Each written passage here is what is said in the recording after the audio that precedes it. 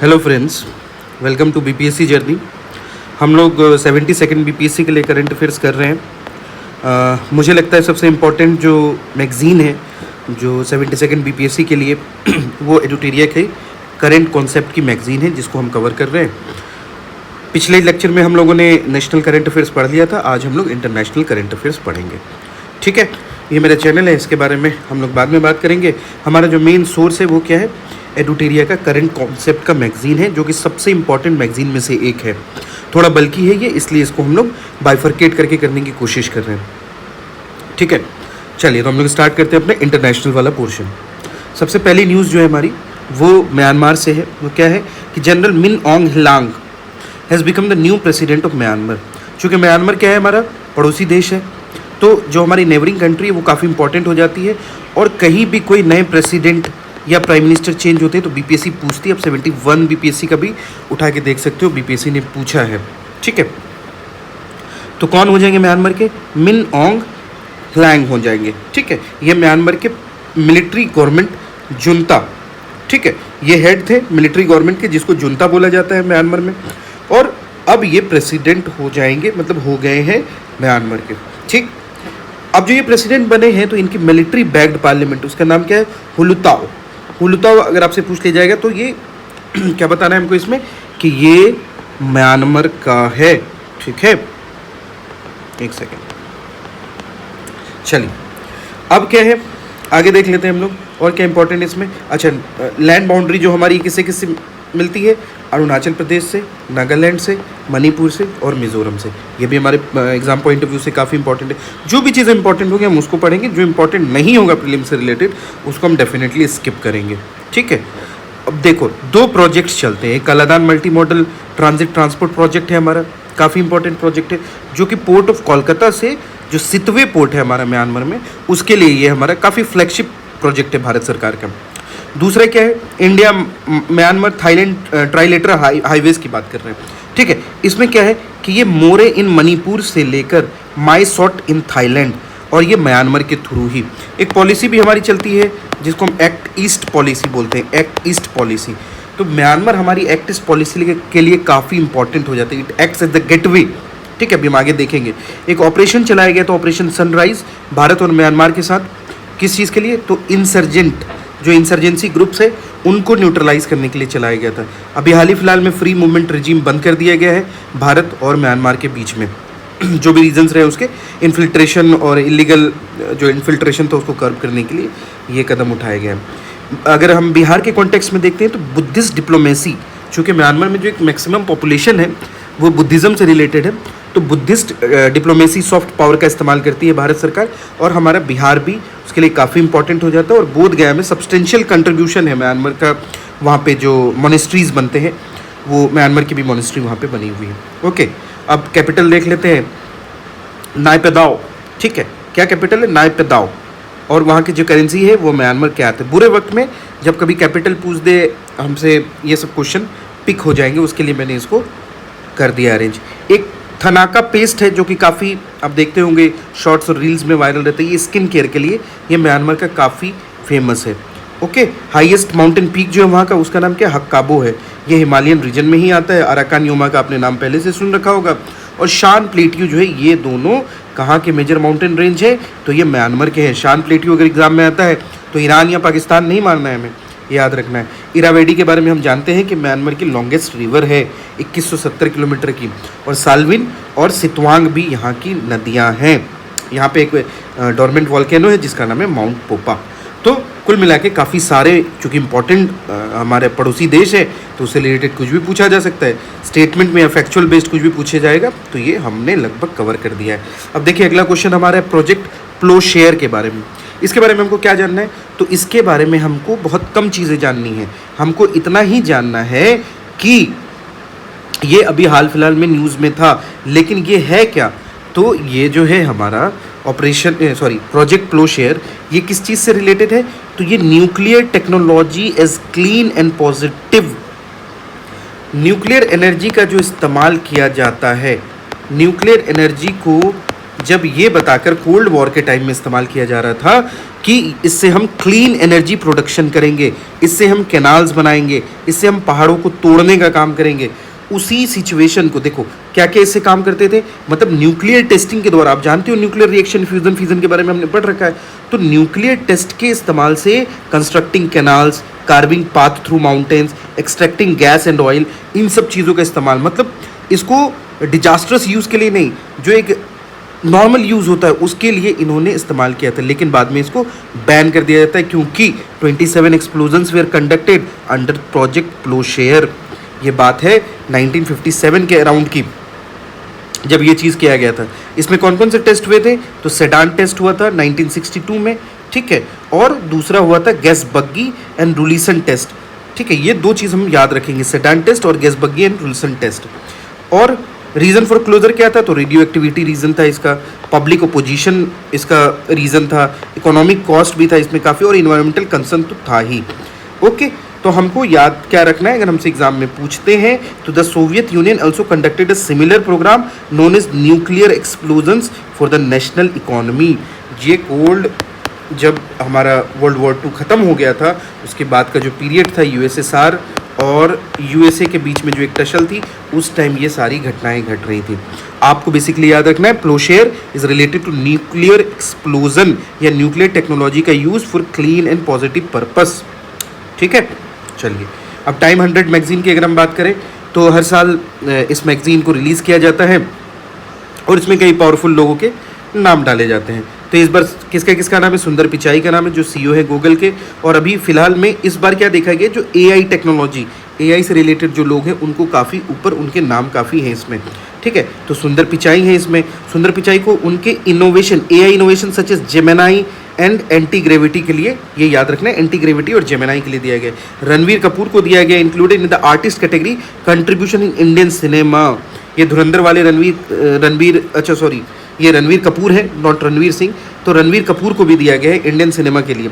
उसके बाद विकास खन्ना जी हैं, जो एक शेफ़ हैं, उनको भी इस जो टाइम 100 ग्लोबल मैगजीन है उसमें शामिल किया गया। और कौन कौन शामिल है? तो डोनाल्ड ट्रंप शामिल है, सी जिनपिंग है, बेंजामिन नेतन्याहू हैं, मार्क क्रेनी है, बालन शाह भी हैं, तारिक रहमान भी हैं। लेकिन एक बहुत बड़ा नाम इससे मिसिंग है, जो हमारे माननीय प्रधानमंत्री मोदी जी का इसमें एब्सेंस है, ठीक है।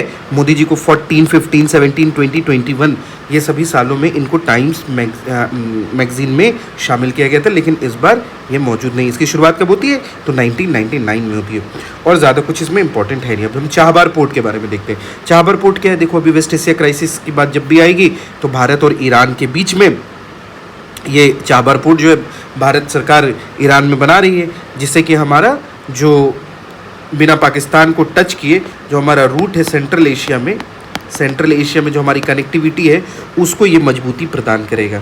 तो इसमें क्या न्यूज़ में क्यों है ये? तो the 6 month exemption secured in October 2025, जो यूएसए ने सैंक्शन लगाए थे, तो उस सेक्शन के बाद जो हमारे चाहबार पोर्ट का जो वक्त था, जो प्रोजेक्ट हमारा चल रहा था, वो कहीं ना कहीं सैंक्शंस की वजह से रुक गया था, लेकिन हमारी डिप्लोमेसी की वजह से उसको एक्सटेंशन मिला था। हमारी अच्छी डिप्लोमेसी की वजह से उसको एक्सटेंशन मिला था। अब हमारे लिए चाहबार पोर्ट इम्पॉर्टेंट क्यों है? तो ये एक तो सबसे पहली बात है कि ऑल्टरनेटिव टू पाकिस्तान है, ठीक है। पाकिस्तान से land route for access to Afghanistan and Central Asia. तो जो पाकिस्तान को फॉलो करके हम लोग, पाकिस्तान के रूट को फॉलो करके हम लोग सेंट्रल एशिया या अफगानिस्तान तक जाते थे, उसका ये ऑल्टरनेटिव है, इसलिए इंपॉर्टेंट है हमारे लिए। दूसरा क्या है? गेटवे टू INSTC है। क्या है INSTC? International north south transport corridor via Chabahar which compare to the Suez canal. अभी सुएज कैनाल को लेके भी चीज़ें चल रही थी, स्ट्रेट ऑफ हॉर्मुज को लेके चीज़ें चल रही, तो ये सभी चीज़ें हमारे लिए इंपॉर्टेंट हो जाती हैं। और दूसरा क्या है कि ये इनसर्कलमेंट ऑफ चाइना, जो चाइना पाकिस्तान इकोनॉमिक कॉरिडोर बना रहा है, उसको कहीं ना कहीं काउंटर करने में, और एक ग्वादार पोर्ट है, उसको भी काउंटर करने में हमको ये मदद करेगा, ठीक है। अब देखो यहाँ पे कंपैरिजन भी दिया हुआ है चाहबार पोर्ट का और ग्वादार पोर्ट का। मेंस के पर्सपेक्टिव से इंपॉर्टेंट है, तो हम लोग इसमें इतना ही देखेंगे। और Chabahar symbolises India's philosophy that connectivity is destiny although the 2026 deadline has heightened diplomatic tensions, ठीक है, बट अभी इसको कंटिन्यू कर दिया गया है। चाहबार हमारे लिए काफ़ी इंपॉर्टेंट है। नॉर्मली आपको पता होना चाहिए, एटलीस्ट आपको ये पता होना चाहिए कि चाहबार पोर्ट की जब बात आएगी तो ये भारत और ईरान के बीच में बात हो रही है, ठीक है। अगला देखते हैं हम लुजोन आइलैंड के बारे में। ठीक है। The new strategic pivot of the Indo Pacific and geographical introduction. अभी क्या होता है, एक घटना होती है कि अप्रैल 2026 में फिलीपींस और यूनाइटेड स्टेट ने लॉन्च किया एक लार्जेस्ट मिलिट्री एक्सरसाइज। कहाँ किया भाई, तो जिसका नाम इन्होंने क्या रखा, बलिकातन 2026। आपसे एग्जाम में पूछा जाएगा कि बलिकातन एक्सरसाइज किसके बीच में हुआ था, तो आपको पता होना चाहिए कि फिलीपींस और यूनाइटेड स्टेट्स के बीच में हुआ था। तो न्यूज़ में क्यों है भाई ये, इसलिए न्यूज़ में है क्योंकि इसमें जापान ने भी पार्टिसिपेट किया पहली बार। प्रेजेंस ऑफ ऑस्ट्रेलिया भी इस एक्सरसाइज में देखी गई, और जब इन सभी लोगों ने पार्टिसिपेट किया तो जो पीपल्स लिबरेशन आर्मी है, PLA जो है चाइना का, उसने इसको अपोज किया और उन्होंने एक लाइव फायर मिलिट्री एक्सरसाइज कहाँ पे, तो लुजोन आइलैंड में उन्होंने भी एक एक्सरसाइज किया जो कि लाइव फायर था। ठीक है, इंपॉर्टेंट क्यों हो जाता है लुजोन आइलैंड, ये largest in the 15th largest in the world and northern most island of the Philippines. ये फिलीपींस का सबसे नॉर्दर्न मोस्ट आइलैंड है। ठीक है, और इसकी aquatic boundary south China sea to the west and the Sibuyan sea to the south. इसकी boundary अगर हम देखेंगे तो फिलीपींस सी है इसके ईस्ट में, साउथ चाइना सी है इसके वेस्ट में, और सिबियोन सी जो है ये इसके साउथ में है। ठीक है, तो इंपॉर्टेंट है क्योंकि एक कॉन्फ्लिक्ट है फिलीपींस और चाइना के लिए बॉर्डर वाला, जो एक कॉन्फ्लिक्ट साउथ चाइना सी वाला कॉन्फ्लिक्ट चलता है, उसके लिए ये इंपॉर्टेंट हो जाता है। यहाँ पे एक माउंट मेओन है, famous for its perfect cone shaped, and mount Pinatubo है। आपसे डायरेक्टली पूछ दिया जाएगा एग्जाम में, माउंट मेओन कहाँ है, तो आपको पता होना चाहिए। माउंट पिनाटुबो कहाँ है, तो ये भी हमको पता होना चाहिए। हाईएस्ट पीक जो है फिलीपींस की वो क्या है, माउंट पुलग। ये इंपॉर्टेंट नहीं है, बट माउंट मेओन और माउंट पिनाटुबो हमको पता होना चाहिए। अब लुजोन स्ट्रेट क्या कर रहा है, चूँकि अभी स्ट्रेट काफ़ी ज़्यादा न्यूज़ में चल रहा है, तो Luzon island has now become the front line of the first island chain which is crucial for containing China's maritime expansion. इसलिए चाइना के लिए चैलेंज बना हुआ है, इसलिए यूएस भी इसको साधने की कोशिश कर रहा है। अच्छा, ये किसको किसको अलग करता है, तो separates Taiwan from the Philippines. ठीक है, जो लुजोन स्ट्रेट है हमारा, वो ताइवान और फिलीपींस को अलग कर रहा है। ठीक है, ये हमको याद रखना है। और कुछ इंपॉर्टेंट है क्या इसमें, इंपॉर्टेंट और ये है कि चाइना फिलीपींस के बीच में क्या डिस्प्यूट है, तो डिस्प्यूट ये है कि China claims nearly 90% of the south China sea. ये सबसे बड़ा प्रॉब्लम है। और जो जो स्कारबर्ग शोआल है located near Luzon is currently the most significant disputed area. अब से डायरेक्ट अगर नाम पूछ लिया जाएगा, क्या स्क्रैबर्ग शोआल, ये कहाँ डिस्प्यूटेड एरिया है, तो पता होना चाहिए कि फिलीपींस। देखो जो नगोना कार्नाबाख है वो एक डिस्प्यूटेड था आर्मेनिया और अजरबैजान के बीच में, तो बीपीएससी ने पूछा था, तो हमको ये भी याद रखना है। ठीक है, मैं उम्मीद करता हूँ कि मैं इस चीज़ को थोड़ा सिंप्लीफाई करने की कोशिश कर पा रहा हूँ, और आपको जो भी इसमें इंपॉर्टेंट लग रहा है, जो चीज़ें मैंने अंडरलाइन किया, आप उसको नोट डाउन भी कर सकते हो, जिससे कि आपका ये बहुत बल्कि सा नोट्स कहीं ना कहीं कॉन्साइज हो जाएगा, easy to remember, easy to revise हो जाएगा। ठीक है, आगे देखते हैं एससीओ डिफेंस मिनिस्टर की मीटिंग कहाँ पे हुई, तो SCO defence minister of Shanghai Cooperation Organisation concluded in Bishkek. तो हमको यही याद रखना है कि जो डिफेंस मिनिस्टर की मीटिंग हुई वो कहाँ हुई, तो बिश्केक में। बिश्केक कहाँ है भाई, तो किर्गिस्तान की कैपिटल है, किर्गिस्तान की कैपिटल है ये। ठीक है, कौन कौन आया इसमें, तो India, Russia, China, Pakistan, Iran, सभी लोगों ने पार्टिसिपेट किया, और भारत की तरफ से राजनाथ सिंह जी वहाँ पे शामिल हुए थे। ओके, चलो ठीक है। और कुछ Chinese defence minister admiral Dong Jun भी आए थे। इंडिया चाइना के बीच में टॉक्स हुई थी, और किसके साथ हुई थी, तो डोंग जुन जो है, जो चाइना के डिफेंस मिनिस्टर, उनसे टॉक हुई थी हमारी लाइन ऑफ एक्चुअल कंट्रोल को लेकर। ओके, चलिए आगे देखते हैं हम लोग। UAE historic break from OPEC and its global impact. तो देखो, एक बहुत जो अभी गल्फ में डिस्प्यूट चल रहा है, सभी चीज़ों का, या वेनेजुएला क्राइसिस है, इन सभी चीज़ों के पीछे ऑयल है। और जब ऑयल की बात आती है तो गल्फ कंट्रीज़ की बात आती है, यूएई की बात आती है, कतर की बात आती है, ओमान की बात आती है, सऊदी अरब की बात आती है, ईरान की बात आती है। तो यूएई ने अभी एक स्टेप लिया है जिसमें उन्होंने क्या किया है कि उनकी जो मेंबरशिप थी किससे, Organization of the Petroleum Exporting Countries, जिसको हम ओपेक कंट्री बोलते हैं, ओपेक से और ओपेक प्लस दोनों से इन्होंने अपने आप को अलग कर लिया है, सेपरेट कर लिया है, अपने आप को एग्जिट कर लिया है। ठीक है, ऐसे क्वेश्चन जब ब्रेग्जिट हुआ था, जब ब्रेग्जिट हुआ था तो बीपीएससी ने क्वेश्चन पूछा था, तो ये यहाँ पे जब ओपेक छोड़ रहा है तो आपसे पूछ सकता है कि कौन सी कंट्री ने छोड़ा था, तो आपको यूएई याद रखना है, यूनाइटेड अरब एमिरेट्स आपको याद रखना है। इसको हाईलाइट कर देते हैं कि यूनाइटेड अरब एमिरेट्स ने क्या किया भाई, टर्मिनेट कर लिया अपनी मेंबरशिप को। किससे, तो ओपेक से। अब देखें ज़रा ओपेक क्या होता है, तो ओपेक जो है और ओपेक प्लस में फ़र्क क्या है कि ओपेक 1960 में बना था बगदाद कॉन्फ्रेंस से, और 2016 में डिक्लेरेशन ऑफ कॉपरेशन से बना था ओपेक प्लस। इसका हेडक्वार्टर कहाँ है, वियना में, इस वियना में। कहाँ है वियना, तो ऑस्ट्रिया की कैपिटल है। इसका कोई परमानेंट हेडक्वार्टर नहीं है। इसमें 12 मेंबर्स हैं, इसमें 12 जो ओपेक के मेंबर है वो तो है ही, प्लस 10 अलग मेंबर है, मतलब टोटल 22 मेंबर है ओपेक प्लस में। और कौन कौन से की मेंबर है इसमें, Saudi Arabia, Iran, Iraq, Kuwait. Bharat है क्या, तो भारत नहीं है। इसमें कौन कौन से ओपेक प्लस में, तो रशिया, कजाकिस्तान, मैक्सिको, ओमान। ठीक है, 35% वर्ल्ड का ऑयल प्रोडक्शन यहीं से होता है ओपेक से, और 55 to 60% किससे होता है, तो ये ओपेक प्लस से होता है। तो हमको ये याद रखना है।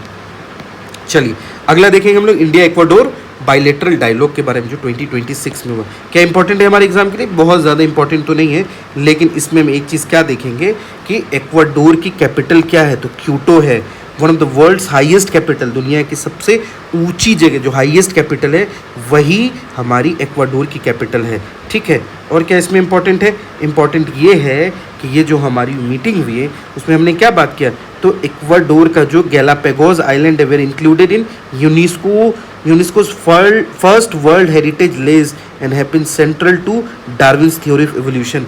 आपसे क्वेश्चन पूछा जाएगा कि डार्विन थ्योरी ऑफ एवोल्यूशन के बारे में अगर पूछा जाएगा तो उससे सबसे क्लोजेस्ट कौन है, तो आपको याद रखना है कि इसका जो मेन सेंटर था वो यही गैलापागोस आइलैंड था। ठीक है, ये याद रखना, जो कि एक हमारा क्या है, ये हमारे यूनेस्को वर्ल्ड हेरिटेज साइट में है। Legal rights to nature, nature को सबसे पहले लीगल राइट किसने दिया था, तो इक्वाडोर ने दिया था। और चिम्बाराजो वोल्केनो कहाँ है, ये भी हमारा कहाँ है, तो ये हमारा इक्वाडोर में है। ठीक है, और the point farthest from the earth के सेंटर से सबसे दूर अगर कोई पॉइंट है तो ये चिम्बाराजो वोल्केनो ही है। चलिए आगे देखते हैं हम लोग, trachoma free, Australia trachoma free बन गया है। ठीक है, तो ये अभी न्यूज़ क्या है कि ऑस्ट्रेलिया ट्रैकोमा फ्री हो गया। तो अब ऑस्ट्रेलिया ट्रैकोमा फ्री हुआ तो क्यों हमारे लिए इंपॉर्टेंट है, क्योंकि एक तो साइंस के पर्सपेक्टिव से कि ऐसे क्या टेक्निक इन्होंने इस्तेमाल किया, तो इन्होंने क्या इस्तेमाल किया, सेफ टेक्निक को इस्तेमाल किया। S for surgery, A for antibiotics, F for facial cleanliness और ई फॉर इन्वायरमेंटल इम्प्रूवमेंट। इन सभी चीज़ों से ट्रैकोमा को ख़त्म किया गया है। क्या भारत में ट्रैकोमा है या ख़त्म हो चुका है, तो अभी हम आगे उसके बारे में भी देखेंगे। ठीक है, तो ट्रैकोमा जो है उसका कॉजेटिव एजेंट क्या है, तो क्लेमेडिया ट्रैकोमैटिस है। क्लेमेडिया ट्रैकोमैटिस इसका कॉजेटिव एजेंट है। इससे क्या हो जाता है, इससे सबसे बड़ी प्रॉब्लम, ये सबसे पहले तो हमें ये जानना है ये कौन से ऑर्गन की डिजीज़ है, तो ये आई से रिलेटेड डिजीज़ है। इसमें ब्लाइंडनेस हो जाता है। It is the leading cause of the infectious blindness world wide. दुनिया में ब्लाइंडनेस के सबसे बड़े कारणों में से ये कारण है। और अगर हम भारत की बात करें तो भारत ट्रैकोमा फ्री कब हो गया था, 2017 में ही हो गया था। ठीक है, और सर्टिफाइड कब हुआ, 2024 में हुआ। तो इसलिए ये हमारे लिए इंपॉर्टेंट हो जाता है। अच्छा, अब हम क्या देखेंगे, biodiversity and the Nagoya protocol. Nagoya protocol जैसे आप सुनते हो तो आपको कुछ चीज़ें रिकॉल होती होंगी। क्या न्यूज़ है, तो India has emerged as the world's leading nation in terms of issuing internationally recognised certificate of compliance. जो IRCC सर्टिफिकेट होता है जो अंडर द नागोया प्रोटोकॉल दिया था, उसमें भारत सबसे टॉप पे है। काफ़ी इंपॉर्टेंट हो जाता है ये क्वेश्चन हमारे लिए। ठीक है, चूँकि इन्वायरमेंट से रिलेटेड है। क्या भारत टॉप पे है भाई, तो भारत की तरफ से 3561 IRCC सर्टिफिकेट दिए गए। ठीक है, 3561 कौन सा सर्टिफिकेट दिया गया, देखो, internationally recognised certificates of compliance. ठीक है, तो सबसे टॉप पे कौन है, भारत है, सेकंड पे फ्रांस है और थर्ड पे स्पेन है। ये याद रखना है हमको। ये certificate internationally recognised certificate of compliance है। ओके, डिजिटल सर्टिफिकेट दिया जाता है, इससे काफ़ी सारे बेनिफिट्स भी होते हैं। ओके, अच्छा, इंडिया के इस IRCC सर्टिफिकेट में इतना लीड करने की वजह क्या है, तो हमारे जो प्लान्स चल रहे हैं, नेशनल बायोडाइवर्सिटी अथॉरिटी बनाया हमने। ठीक है, ट्रांसपेरेंट गवर्नेंस भी इसके पीछे एक रीज़न है, और बाकी चीज़ें, काफ़ी चीज़ें रीज़न है जो मेंस के पर्सपेक्टिव से इंपॉर्टेंट है। और ये किसका सप्लीमेंट्री एग्रीमेंट है, to the Convention of Biological Diversity. Okay, Nagoya protocol जो है ये कन्वेंशन, अगर आपसे डायरेक्टली पूछेगा नागोया कन्वेंशन किस चीज़ से रिलेटेड है, तो ये कन्वेंशन ऑन बायोलॉजिकल डाइवर्सिटी से रिलेटेड है। जो आप राइट्स के बारे में पढ़ते हो या फिर हम ये पढ़ते हैं कि क्रिटिकली इंडेंजर्ड है या क्या, ये सभी चीज़ें इससे ही रिलेटेड है। चलो अब इंडिया बुर्किना फासो रिलेशन के बारे में ज़्यादा इंपॉर्टेंट नहीं है, लेकिन फिर भी हम देख लेते हैं कि भारत की तरफ से 1000 मेट्रिक टन राइस भेजा गया। ह्यूमैनिटेरियन असिस्टेंस किसको, तो वेस्ट अफ्रीकन नेशन है जिसका नाम है बुर्किना फासो को दिया गया। क्यों दिया गया भाई, क्योंकि हमारा भारत का जो है humanitarian assistance and disaster relief एक HADR हमारा प्रोग्राम चलता है, जिसके तहत हम अपने पड़ोसियों को मदद करते हैं। इससे पहले हमने वैक्सीन मैत्री चला के उसकी वैक्सीन से रिलेटेड मदद की। हमने एक बार जो मालदीव है उसको वाटर टैंक्स दे के उसकी मदद की। तो ये HADR हम लोग करते हैं, ये हमारे सॉफ्ट पावर है। और leadership of the global south, चूँकि हमको ग्लोबल साउथ का लीडर बनना है तो हम अपने सॉफ्ट डिप्लोमेसी का इस्तेमाल करते हैं। ठीक है, आपसे पूछ लिया जाएगा बुर्किना फासो के कैपिटल का नाम क्या है, तो उआगाडोगाओ इसकी कैपिटल है, ये हमको याद रखना है। ओके चलिए ठीक है, साहेल रीजन भी यहीं पे आता है। Transitional zone located south of the Sahara desert which is vulnerable to drought and desertification.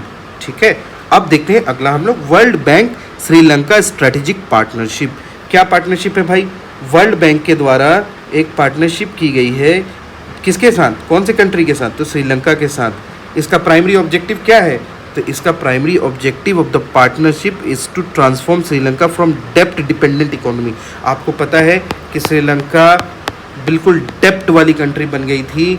यहाँ पे आप बताओगे, यहाँ पे एक पोर्ट चाइना के द्वारा बनाया गया, क्या नाम था उसका बताइए, ग्वादार था, चाबार था या हम्बन टोटा था, ये आप बताओगे मुझे कमेंट में कि कौन सा पोर्ट था, जिसके वजह से ये काफ़ी डेप्थ में चला जाता है। फिर रातों रात ऑर्गेनिक शिफ्ट जो इनका होता है उसकी वजह से भी फूड क्राइसिस यहाँ पे आ जाता है। तो उस चीज़ के मदद के लिए ये प्रोग्राम चलाया जा रहा है, जिसका नाम क्या है, रिवाइव, प्रोजेक्ट रिवाइव, रीजनल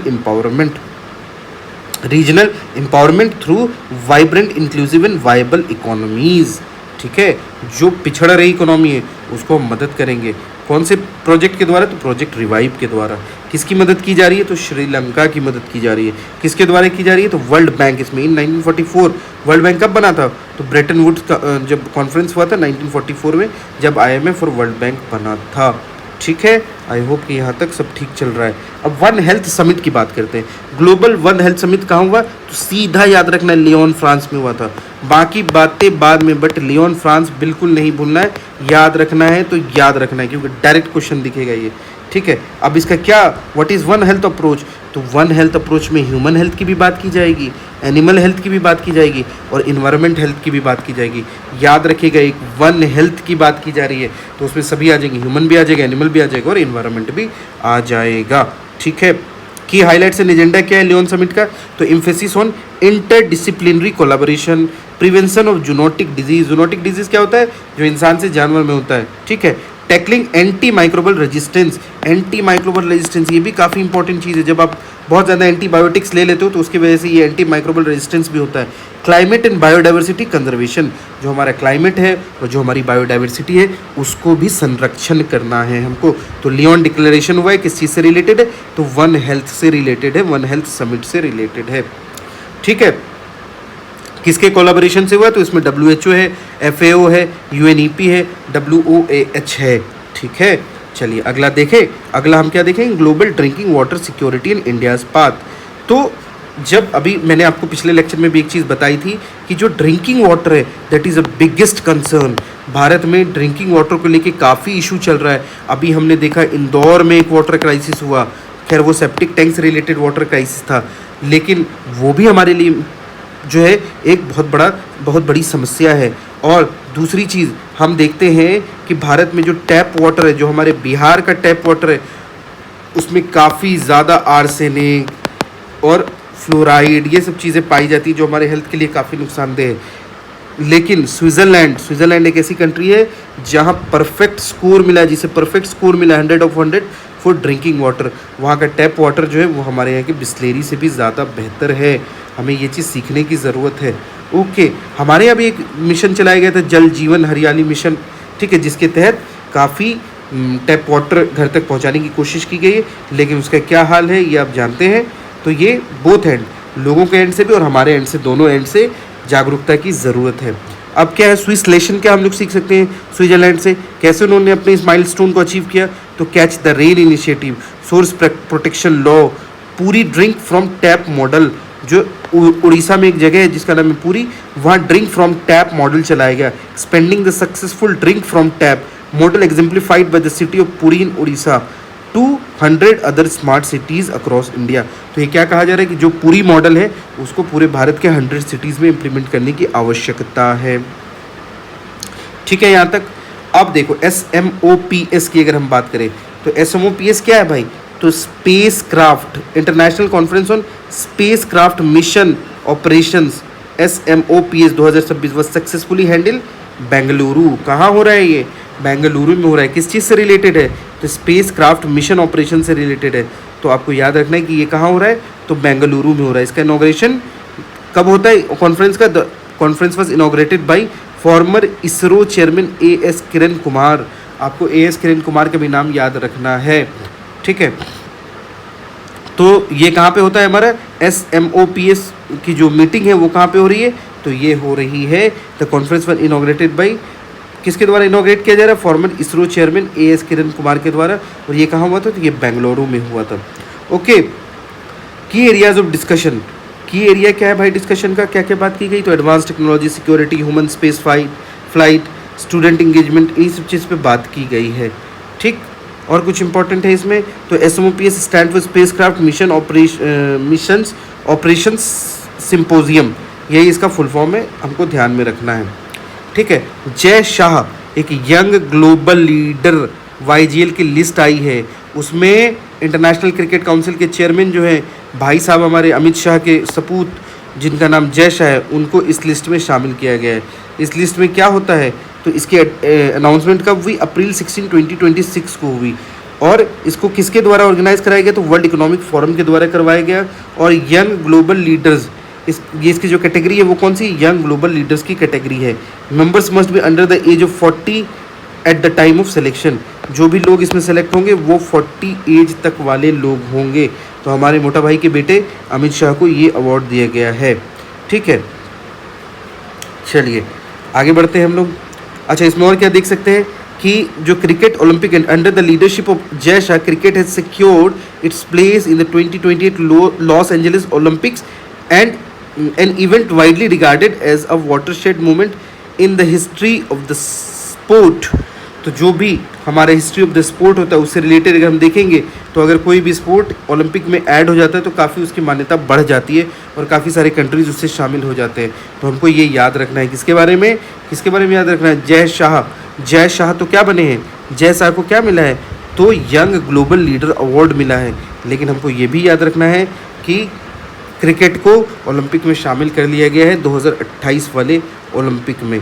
ठीक है, चलिए अब क्या है, अदर की इंडियन पार्टिसिपेंट्स की अगर हम बात करें तो उसमें ईशा अंबानी है, अभिषेक बंसल है और अनिकेत देवगर है।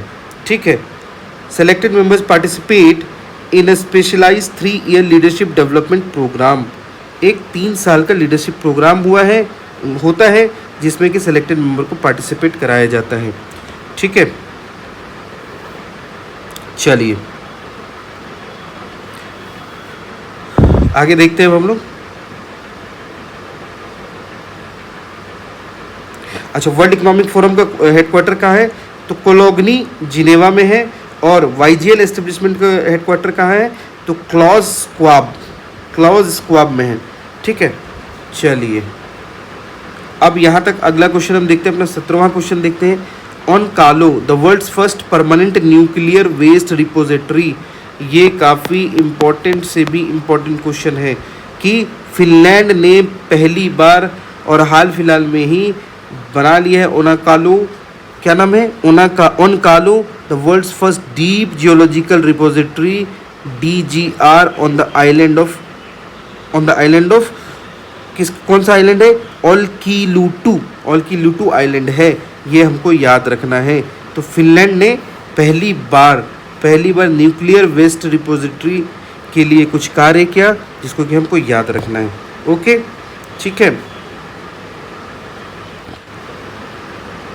चलिए अगला हम लोग क्या देखते हैं कि IAFS 4 क्या है IAFS? तो इंडिया अफ्रीका फोरम समिट हुआ है। कहाँ हुआ है? तो न्यू दिल्ली में हुआ है।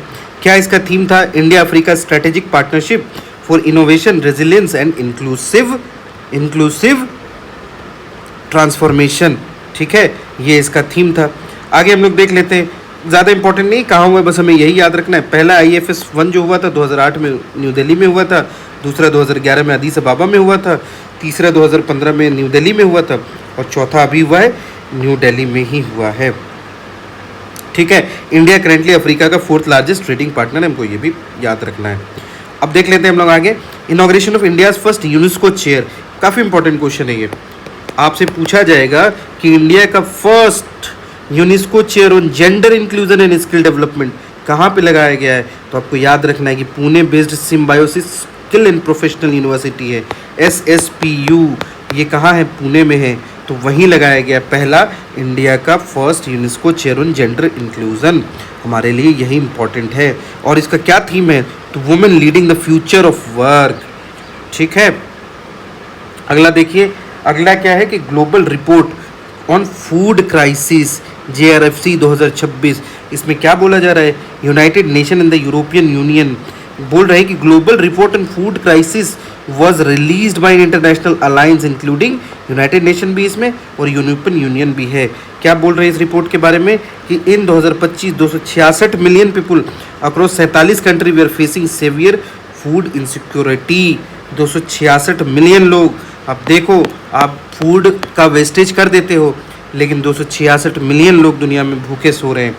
ठीक है, और इसका जो पिछले 10 साल में over the 10 years there has been an almost 2-fold increase in case of acute hunger. बढ़ गया है, काफ़ी ज़्यादा युद्ध चल रहा है, फूड क्राइसिस हो रही है, जिसको लेके काफ़ी ज़्यादा बढ़ गया है। और historical timeline declaration of double famine. आप देखो, नॉर्मली दुनिया में एक ही जगह कहीं पे फेमाइन आती है, लेकिन ऐसा पहली बार हुआ है जब सूडान और गाज़ा स्ट्रिप जो है दोनों जगह एक कैलेंडर ईयर में क्या आया है? Double famine. आप यहाँ पे देख सकते हैं। ठीक है, और कुछ इंपॉर्टेंट है प्रीलिम्स के पर्सपेक्टिव से, ज़्यादा इंपॉर्टेंट नहीं है, तो आगे चलेंगे। Jordan entry into India backed global alliance. Jordan के जो अभी एम्बेसडर हैं जिसका नाम है यूसुफ अब्दुल गनी, इन्होंने सबमिट किया डॉक्यूमेंट किस चीज़ से रिलेटेड कि ये इंटरनेशनल सोलर अलायंस में शामिल हो रहे हैं। दूसरा किस में शामिल हो रहे हैं? CDRI जो हमारा coalition for disaster resilient infrastructure है, और किस में हो रहे हैं? ग्लोबल बायोफ्यूल अलायंस में हो रहे हैं। डायरेक्टली क्वेश्चन पूछा जाएगा कि ISA में कौन शामिल हो रहा है, या CDRI में कौन शामिल हो रहा है, या ग्लोबल बायोफ्यूल अलायंस में कौन शामिल हो रहा है, तो आपको बताना है कौन कौन शामिल हो रहा है। तो जॉर्डन। ओके, इंडिया का पहला इंटरनेशनल शिपयार्ड एक्विजिशन क्या है भाई? ये तो मजगाम डॉक शिप बिल्डर लिमिटेड जो है MDL, उन्होंने 51% सॉरी 51% स्टेक ले लिया है। किसका? तो श्रीलंका के लार्जेस्ट शिपयार्ड जो है कोलंबो डॉकयार्ड PLC CDPLC जो कोलंबो का है, उसकी 51% स्टेक अब किसके पास है? तो मजगांव डॉक शिप बिल्डर्स के पास है। और ये मजगांव डॉक शिप बिल्डर जो है ये पहला ऐसा बन गया है जो क्या कर रहा है, जिसने विदेशी मतलब इंटरनेशनल, देखो हमने क्या लिखा, इंटरनेशनल शिपयार्ड एक्विजिशन करने वाला पहला बन चुका है Mazagon dock shipbuilders limited. Okay, और कुछ इसमें इंपॉर्टेंट है क्या? कौन सी कंपनी को अक्वायर किया? तो कोलंबो डॉकयार्ड PLC, याद रखना है, श्रीलंका की सबसे लार्जेस्ट शिपयार्ड थी ये, उसके 51% स्टेक को इन्होंने कवर किया है। ठीक है, चलो, इससे क्या हमारी स्ट्रेटेजिकल इंपॉर्टेंस भी है, मैरीटाइम सिक्योरिटी हमारी बनेगी, डिप्लोमेटिक विक्ट्री है हमारी। चाइना का जो स्ट्रिंग ऑफ पर्ल्स है, ठीक है, तो उसको हम लोग कहीं ना कहीं काउंटर कर पाएंगे। ठीक है, और मैंने अभी थोड़ी देर पहले पूछा भी था आपसे हम्बनटोटा पोर्ट के बारे में, तो ये हमारे लिए एक स्ट्रैटेजिक विन है।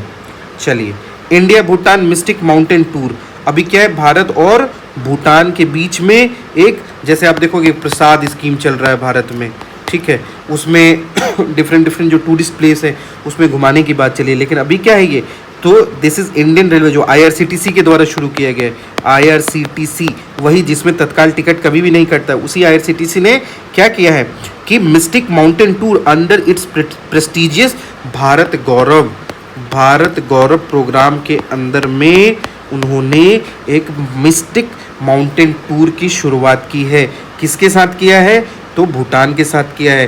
13 रात और 14 दिन का ये पैकेज होगा। ये कहाँ कहाँ जाएगा? तो गुवाहाटी जो कामाख्या टेम्पल है, शिलोंग, चेरापूंजी, ये सभी जगह ये जाएगा। और मेजर स्टॉप जो भूटान में वो कहाँ कहाँ होगा? थिम्पू में होगा, पुनाखा में होगा और पारो में होगा। ये वाया रोड होगा। आपको बता दें कि भूटान भी हमारा नेबरिंग कंट्री है और काफ़ी स्ट्रैटेजिकली हमारे लिए इम्पोर्टेंट है वो। ठीक है, तो ये याद रखना है। फिनलैंड के बारे में अगर हम बात करें तो फिनलैंड का एक कैलिबर प्रोजेक्ट है। कौन सा प्रोजेक्ट है भाई? Keliber project. किस चीज़ से रिलेटेड है?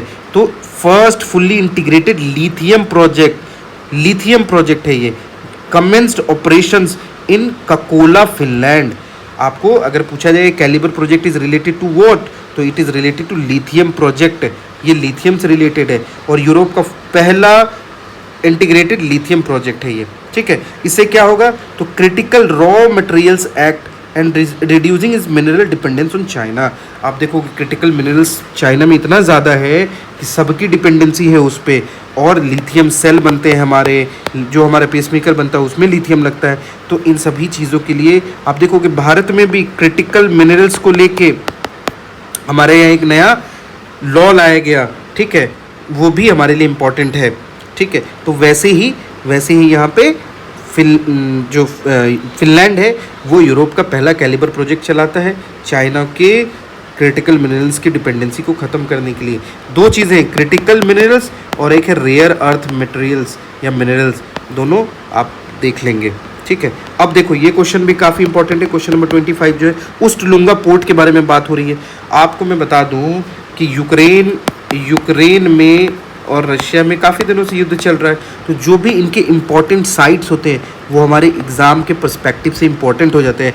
आप मुझे बताओगे कि यूक्रेन का कौन सा ऐसा पावर प्लांट था जो सबसे मेजर पावर प्लांट था जिस पे रशिया ने अटैक किया था? और अभी उस्त लुंगा पोर्ट जो है ये किसका पोर्ट है? ये रशिया का पोर्ट है। और इसको किसने अटैक किया? Series of drone attacks launched by Ukraine के द्वारा किया गया है। और ये कहाँ पे है? तो रशिया के बाल्टिक सी कोस्ट पे है, इसलिए ये काफ़ी इंपॉर्टेंट हो जाता है। Ust Luga is Russia's most important maritime gateway है। ठीक है, जोग्राफिकल लोकेशन क्या है उस्त लुंगा की? In the Baltic Sea, Gulf of Finland आपको याद रखना है, बाल्टिक सी याद रखना है। और सेकंड लार्जेस्ट पोर्ट था ये रशिया का। It serves the primary hub for Russia's exports of crude oil. ठीक है, तो उस्त लुंगा हमको याद रखना है। ऐसे जो मेजर जो पॉइंट्स होते हैं वो एग्जाम में पूछ लिया, जैसे पिछली बार येला ग्लेशियर के बारे में पूछ लिया गया था, तो हमको याद रखना है ये सब चीज़ें। ठीक है, बाल्टिक सी को भी थोड़ा देख लेते हैं। A sea in north eastern Europe bordered by Russia, Sweden, Finland, Poland and the Baltic states, Estonia, Latvia और लिथुआनिया। अब देखो सीधा आपसे बाल्टिक स्टेट भी पूछा जा सकता है। तो हम लोग जो भी कवर कर रहे हैं हम कोशिश कर रहे हैं कि उसमें इंपॉर्टेंट चीज़ को इंक्लूड कर लें। थोड़ा फास्ट भी शायद मैं चल रहा हूँ, लेकिन एग्ज़ाम इतना करीब है कि हमको फास्ट ही चलना पड़ेगा। और इसको कहीं ना कहीं इतने बल्कि से मैगजीन को नॉर्मलाइज करने के लिए हमको ऐसे चलना पड़ेगा। अब देखो व्हाइट हाउस का एक्सपेंशन करने की बात चल रही है, हमारे लिए इंपॉर्टेंट नहीं है तो मैंने इसको फुल्ली छोड़ दिया है। ठीक है, अब देखो oil drilling dispute in the gulf of Mexico and the Rice well. तो यूएस गवर्नमेंट प्लान कर रहा है किस चीज़ के लिए? तो expand oil and gas drilling in the gulf of Mexico. देखो इन्वायरमेंट की बातें करने वाले देश भी जब अपना फ़ायदा आता है तो वो ड्रिलिंग भी करते हैं और न्यूक्लियर पावर प्लांट का भी इस्तेमाल करते हैं, सभी चीज़ों का इस्तेमाल करते हैं। तो ये जो ड्रिलिंग की बात चल रही है गल्फ ऑफ मैक्सिको में, इससे किसको इम्पैक्ट होगा? तो इससे इम्पैक्ट होगा एक ऐसी प्रजाति को जिसका नाम है, क्या नाम है? World's rarest whale species, the Rice whale कहते हैं इसको हम लोग। ठीक है, जो कि अपने एक्सटिंक्शन के कगार पे है, जो विलुप्ति के कगार पे है। उसको क्यों इम्पैक्ट होगा? नॉइज़ पोल्यूशन से, कोलिजन शिप से हो सकता है उनका, और जो पोल्यूशन है लीकेजेस होगा। तो क्या नाम है इस राइस वेल की जो हम बात कर रहे हैं, इसकी स्थिति क्या है? यूसीएन क्रिटिकली इंडेंजर्ड है। ये हमको याद रखना है, डायरेक्टली पूछ देगा। देखो ये लोग क्या कहाँ से पूछ दे कोई ठिकाना नहीं है। ठीक है, तो आपके सबकॉन्शियस माइंड में चीज़ें अगर रहेंगी तो आप वहाँ पे रेप्लिकेट कर जाओगे। बहुत हाई चांसेस होते हैं कि आपका अगर करंट सुना हुआ है तो वहाँ पे बन जाता है। ठीक है, तो इसकी स्थिति क्या है? राइस वेल की क्रिटिकली इंडेंजर्ड है और ईएसए के अंदर में protected under the endangered species act, endangered species act के अंदर में भी है ये। और इसका साइंटिफिक नेम क्या है? तो बालेनोपटेरा रासी है, बालेनोपटेरा। ये इंपॉर्टेंट नहीं है बट फिर भी हमने इसको देख लिया है। ठीक है। थोड़ा सा गल्फ ऑफ मेक्सिको देख लो, bordered by Mexico to the west, United State to the north and Cuba to the south east, ठीक है। और ज़्यादा इंपॉर्टेंट नहीं यहाँ पे। गल्फ ऑफ मेक्सिको किसको कनेक्ट करता है, तो Atlantic ocean via strait of Florida to the Caribbean sea via Yucatan channel, ठीक है। तो गल्फ ऑफ मेक्सिको जब हम पढ़ते हैं तो हम ये चीज़ें पढ़ते हैं अपने ज्योग्राफी में। अच्छा, गल्फ ऑफ मेक्सिको एक और चीज़ के लिए इंपॉर्टेंट हो जाता है, जो मिसिसिपी रिवर है हमारी, रियो ग्रैंड रिवर है, और जो ग्रिजलावा, ठीक है, ये तीनों रिवर का डिस्चार्ज कहाँ होता है, तो गल्फ ऑफ मेक्सिको में ही होता है। और दुनिया का सबसे डीपेस्ट टीमजा ब्लू होल जो है ये भी यहीं पे सिचुएटेड है। डायरेक्टली आपसे टीमजा ब्लू भी पूछा जा सकता है, या तामजा ब्लू बोलेंगे इसको। तामजा ब्लू होल जो है वो कहाँ है, तो गल्फ ऑफ मेक्सिको में ही है। उसके बाद क्या है, Bushehr nuclear plant crisis and global security. तो ईरान का एक न्यूक्लियर पावर प्लांट था जिसका नाम था क्या, बुशेहर न्यूक्लियर प्लांट। आपसे डायरेक्ट क्या याद रखना है कि बुशेहर न्यूक्लियर पावर प्लांट किसका है, तो किसका है ये, तो ईरान का है। अभी हमने इससे पहले भी ऊपर देखा, कौन से पोर्ट के बारे में देखा हमने, जो रशिया का था जिस पे यूक्रेन ने अटैक किया, ठीक है, उसको भी आप कमेंट में बताएंगे। तो ये जो हमारे बुशेहर पावर प्लांट है, न्यूक्लियर पावर प्लांट, ये किसके द्वारा बनाएंगे, तो रशिया की मदद से, रोसटॉम की मदद से बनाया गया है। बुशेहर न्यूक्लियर पावर प्लांट कहाँ है सिचुएटेड, तो पर्शियन गल्फ में है, in the south western Iran. चलिए ठीक है, अब इंडोनेशिया एनर्जी ट्रांजिशन की हम बात करते हैं। इंडोनेशिया में क्या हो रहा है कि नो न्यू कोल पॉलिसी, ये भी काफ़ी इंपॉर्टेंट क्वेश्चन हो सकता है कि कौन सी ऐसी कंट्री है जिसने नो न्यू कोल, अब वो नई कोल की पॉलिसी नहीं, मतलब कोल का इस्तेमाल वो वहाँ बंद कर देंगे। क्या है, तो इंडोनेशिया ने अडॉप्ट किया है no new coal strategy to improve its international image and achieve its 2060 net zero target. तो 2060 नेट जीरो टारगेट को अचीव करने के लिए और अपने इमेज को सुधारने के लिए इन्होंने नो न्यू कोल पॉलिसी की शुरुआत की, लेकिन ये काफ़ी मुश्किल काम भी है।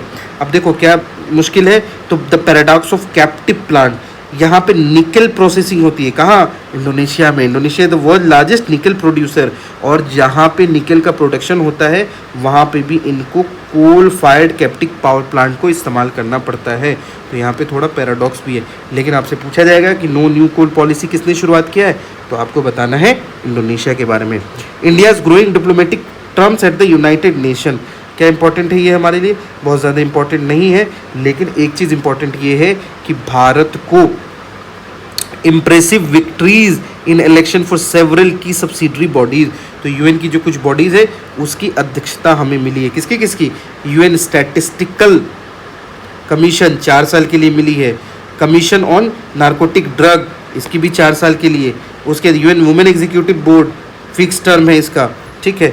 और चौथा क्या है, तो हमारा international narcotic control board INCB, जिसके कौन है चीफ, तो जगजीत पवाड़िया इसके चीफ है, ये याद रखना है। क्या बोले, the re election of Indian member Jagjit Pavadia is the testament to India's individual credibility, तो भारत की क्रेडिबिलिटी यहाँ पे दर्शाती है, इंपॉर्टेंट नहीं है बहुत ज़्यादा, बट ठीक है, फिर भी हमने देख लिया। इंडिया नेपाल के बारे में अगर हम बात करें, ये क्वेश्चन काफ़ी इंपॉर्टेंट हो जाता है, चूँकि देखो यहाँ एक वर्ड है गंडक नदी बिहार में कहाँ से एंटर करती है, आपको बताना है कि गंडक नदी कहाँ से एंटर करती है। गंडक में काबर तल लेक अपना ऑक्सबो लेक बनाता है या बूढ़ी गंडक में बनाता है, ये भी आप मुझे बताओगे, क्या डिफरेंस है दोनों में। यूपीएससी का PYQ है ये, तो आपको ये भी बताना है, और BPSC का तो फेवरेट है ही ये सब पोर्शन। तो एक 1959 में एक गंडक एग्रीमेंट होता है, और वो अभी दोबारा से मोमेंटम गेन किया उस चीज़ ने। एक मीटिंग हुई, 11th meeting of the Indian Nepal joint commission recently held in Kathmandu. तो आपसे पूछा जाए कि गंडक एग्रीमेंट से रिलेटेड अभी 11वीं मीटिंग कहाँ पे हुई है, तो काठमांडू में हुई है। किस बात को लेके हुई है, तो री इवैल्यूएशन ऑफ द ट्रीटी को लेके बात हो रही है। हिस्टोरिकल बैकग्राउंड देख लेते हैं थोड़ा सा, तो Gandak irrigation and power project GIPP ये साइन हुआ था इंडिया और नेपाल के बीच में कब, 1959 में, याद रखना है। इससे पहले काला पानी, लिपू लेक, इन सबको लेके भी डिस्प्यूट था, तो हम लोगों ने देखा कि एग्जाम पॉइंट ऑफ व्यू से वो सब भी इंपॉर्टेंट था, ठीक है, तो हमको ये सब भी याद रखना है। और ये जो इसका ऑब्जेक्टिव क्या था, तो irrigation and hydro electricity power facilities to the Bihar और उत्तर प्रदेश को प्रोवाइड करना। और इसको जो गंडक रिवर है, इसको वहाँ हम क्या कहते हैं, नारायणी रिवर के नाम से भी जानते हैं। ठीक है, तो अभी कुछ अमेंडमेंट को लेकर बात चल रही है। Some modifications were made to this treaty in 1964। थोड़ा सा मॉडिफिकेशन भी होता, अभी दोबारा से मॉडिफिकेशन की बात की जा रही है। क्यों, क्या डिस्प्यूट? अच्छा, ये जो डिस्प्यूट हो रहा है उसका रीज़न क्या है? तो एक रीजन है, ये नोट डाउन कर लीजिए या फिर इसको आप पॉइंट आउट कर लीजिए कि नवाला परासी रीजन है एक, जो क्या एक्सपीरियंस कर रहा है? बहुत ज़्यादा siltation resulting in a significant rise in the river bed level. जब ये रिवर है और इसमें सिल्ट फॉर्मेशन बहुत ज़्यादा हो जाएगा, सिल्ट फॉर्मेशन ज़्यादा हो जाएगा, तो ये जो नदी का पानी है ये तो काफ़ी ओवरलोड हो जाएगा, जिससे फ्लड आ जाएगा।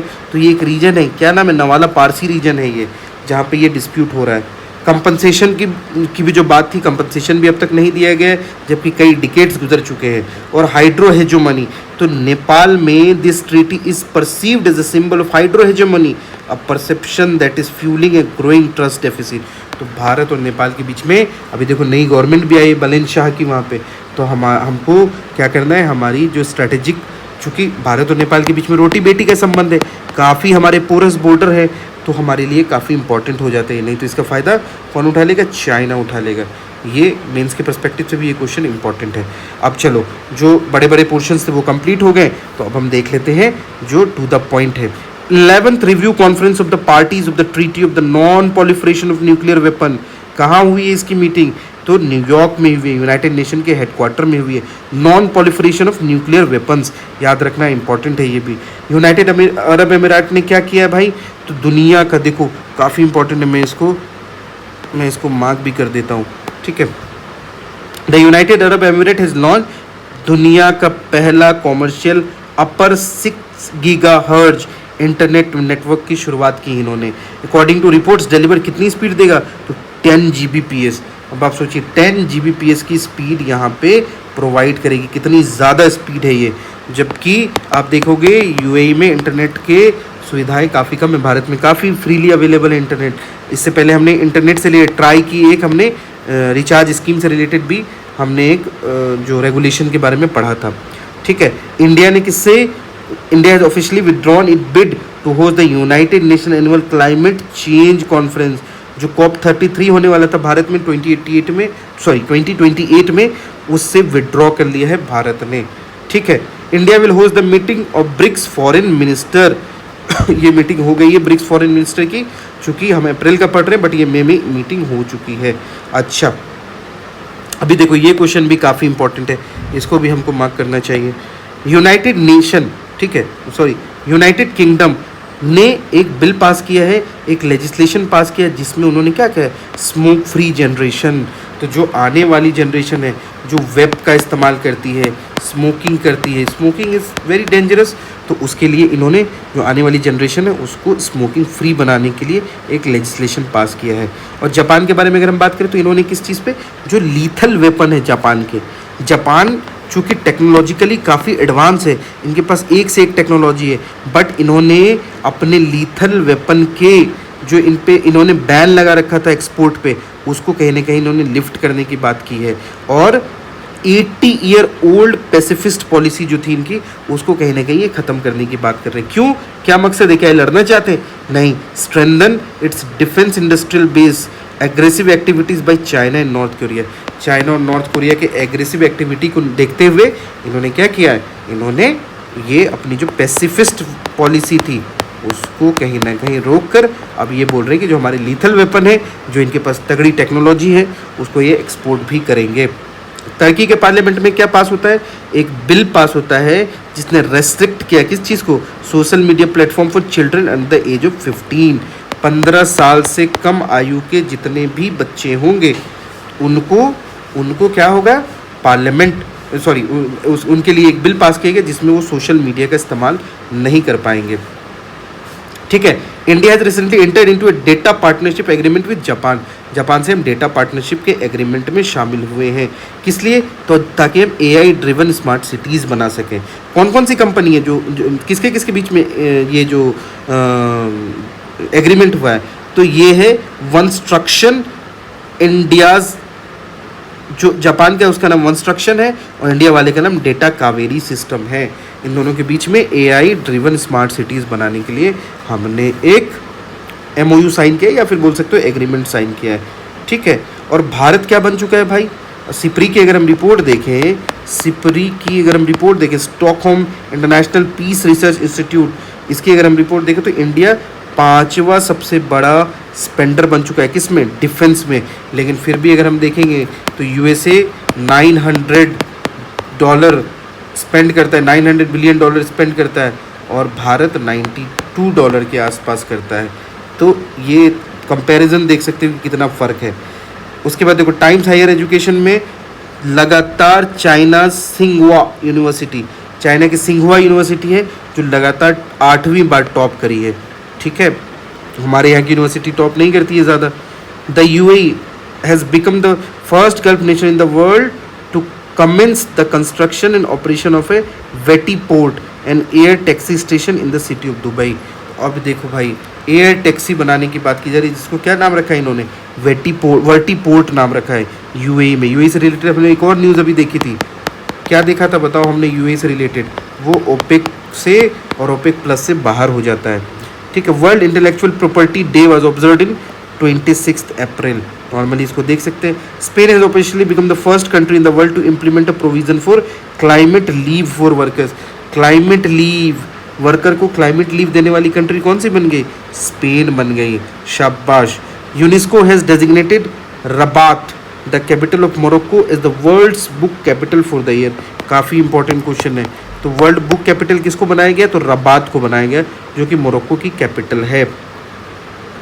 अब क्या है? A resolution introduced by Bahrain in the United Nations Security Council recently regarding the security of the Strait of Hormuz and the movement of ships failed to pass duty veto rights। किसने इस्तेमाल किया? Russia ने और China ने अपना veto power इस्तेमाल करके जो इंट्रोडक्शन किया था, जो रिजोल्यूशन किया था बहरीन ने जो स्ट्रेट ऑफ हॉर्मोज को लेकर, उसको कहीं ना कहीं इन्होंने स्टक डाउन कर दिया। तो आज हम लोगों ने इंटरनेशनल का सेक्शन लगभग कंप्लीट कर दिया।